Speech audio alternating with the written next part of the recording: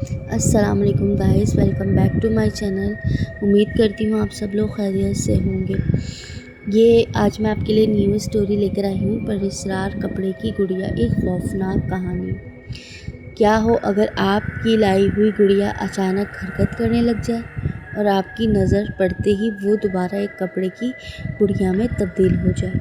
आज ऐसे ही एक खौफनाक कहानी आपके साथ शेयर कर रही हूँ। निम्रा, जिसकी उम्र सिर्फ 7 साल थी, एक दिन अपनी फैमिली के साथ घूमने के लिए पार्क गई। उसकी फैमिली में उसकी अम्मी, अब्बू और उसका 5 साल का छोटा भाई फरहान शामिल था। उनके घर कुछ फासले पर एक खूबसूरत पार्क था, इसलिए वो सब वहीं सैर करने आते थे। निम्रा और फरहान ने पार्क में खूब मज़े किए, झूले झूले, दौड़ें लगाईं और खेल कूद में मसरूफ़ रहे। कुछ देर बाद अचानक निम्रा की नज़र एक गेम स्टॉल पर पड़ी, जहाँ बहुत सारे खूबसूरत खिलौने थे।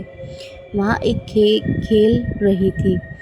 बच्चों को सामने रखा गुब्बारे पर निशाना लगाना था और जो जीत जाता है उसे अपने पसंद का एक खिलौना इनाम में मिलता है। खिलौने देखकर निम्रा फ़ौरन अपनी अम्मी अब्बू को वहाँ ले गई और ज़िद करने लगी कि वो भी ये खेल खेलेगी। निम्रा के अब्बू, जिनका नाम अमजद था, उसकी ज़िद मान गए और उसके लिए खिलौने लगे। काफ़ी कोशिश के बाद आखिरकार अमजद भाई जीत गए और इनाम में निम्रा को एक नरम कपड़े की गुड़िया मिली।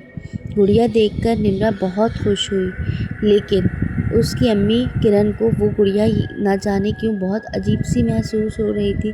किरण ने निम्रा से कहा, बेटा इसके बदले कोई और खिलौना ले लो, लेकिन निम्रा ने साफ इनकार कर दिया।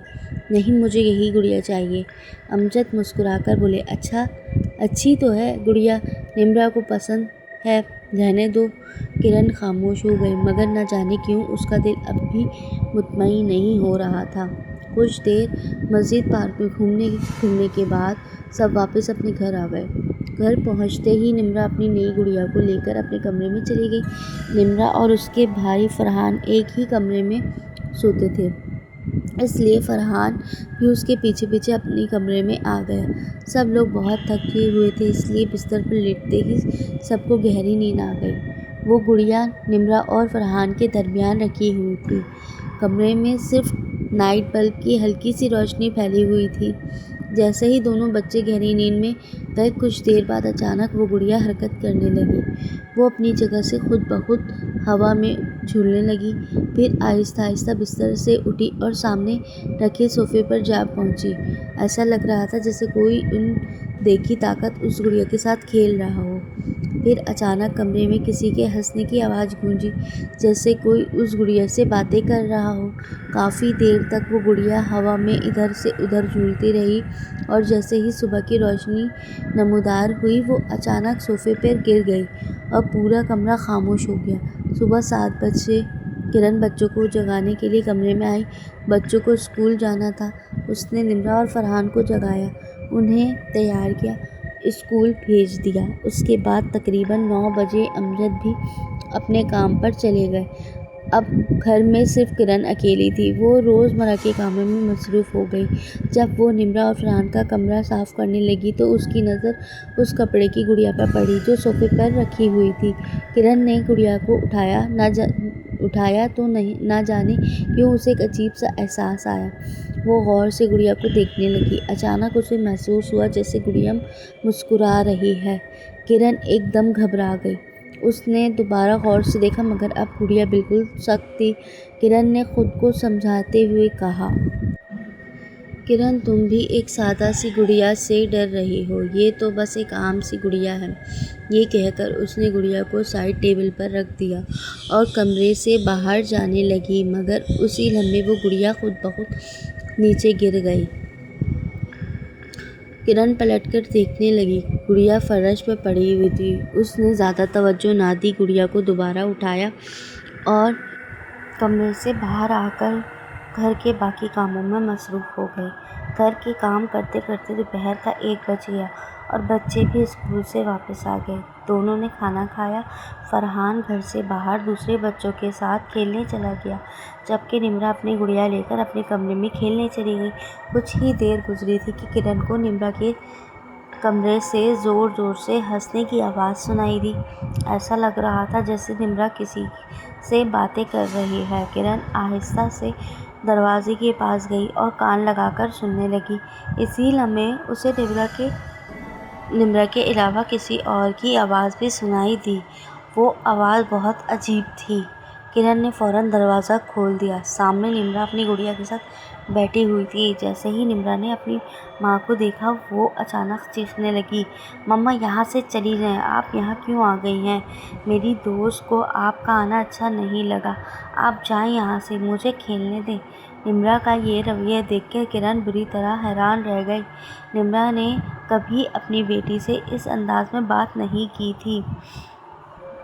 किरण ने प्यार से पूछा, बेटा तुम अभी किससे बातें कर रही थी? निम्रा ने गुस्से से जवाब दिया, मैं अपनी दोस्त से बातें कर रही थी, आप यहाँ से जाएं। निम्रा की आवाज़ भी पहले से तब्दील हो चुकी थी। अचानक किसी ने ज़ोर से किरण को धक्का दिया। वो कमरे से बाहर जा गिरी। इसी लम्हे कमरे का दरवाज़ा खुद ब खुद ज़ोर से बंद हो गया। किरण खौफ से कांपने लगी। दरवाज़ा बंद होते ही अंदर से दोबारा अजीबोगरीब आवाज़ें आने लगीं। किरण ने फ़ौरन अमजद को फ़ोन किया और सारा वाक़या बता दिया। अमजद अपना काम छोड़कर फ़ौरन घर पहुंच गया। जब वो घर पहुंचा तो किरण और फरहान निम्रा के कमरे के बाहर सोफे पर बैठे हुए थे। किरण के चेहरे पर खौफ साफ नज़र आ रहा था। अमजद आहिस्ता से निम्रा के कमरे के दरवाजे के करीब गया और कान लगाकर सुनने लगा। अंदर से निम्रा के हंसने की आवाज़ आ रही थी। वो किसी से बातें कर रही थी और इसके साथ साथ किसी भारी और अजीब आवाज़ में भी जवाब दिया जा रहा था। अमजद ने जैसे ही कमरे का दरवाज़ा खोला, उनका दिल ज़ोर ज़ोर से धड़कने लगा। निम्रा की गुड़िया हवा में उड़ रही थी और कमरे के एक कोने में एक खौफनाक लड़की खड़ी थी जिसके बाल बिखरे हुए थे। जैसे ही उस लड़की ने अमजद को देखा, वो हवा में गायब हो गई। इसी लम्हे गुड़िया भी ज़मीन पर गिर गई। निम्रा ने अपने अब्बू को देखते ही कहा, बाबा आप कमरे में क्यों आए? मेरे दोस्त आपको देखकर चली गई, वो मुझसे नाराज़ हो गई, आप यहाँ से जाएं। अमजद फ़ौरन आगे बढ़ा, गुड़िया उठाई और उसे लेकर घर से बाहर निकल गए। निम्रा अपने बाप पर पागलों की तरह चीखने लगी, मगर अमजद ने उसकी एक न सुनी। वो उस गुड़िया को घर से बहुत दूर ले जाकर फेंक आए और फिर वापस घर आ गए। लेकिन जैसे ही वो घर के अंदर दाखिल हुए, दोबारा निम्रा के कमरे से अजीबोगरीब आवाज़ें आने लगी। अमजद ने परेशान से किरण की तरफ देखा। किरण कांपती आवाज़ में बोली, अमजद वो गुड़िया फिर वापस आ गई। अमजद ने फ़ौरन निम्रा के कमरे का दरवाज़ा खोला। गुड़िया निम्रा के हाथ में थी। आगे जानने के लिए इस पेज को लाइक करें और सब्सक्राइब करें। मिलते हैं अपनी नेक्स्ट वीडियो में। अल्लाह हाफ़िज़।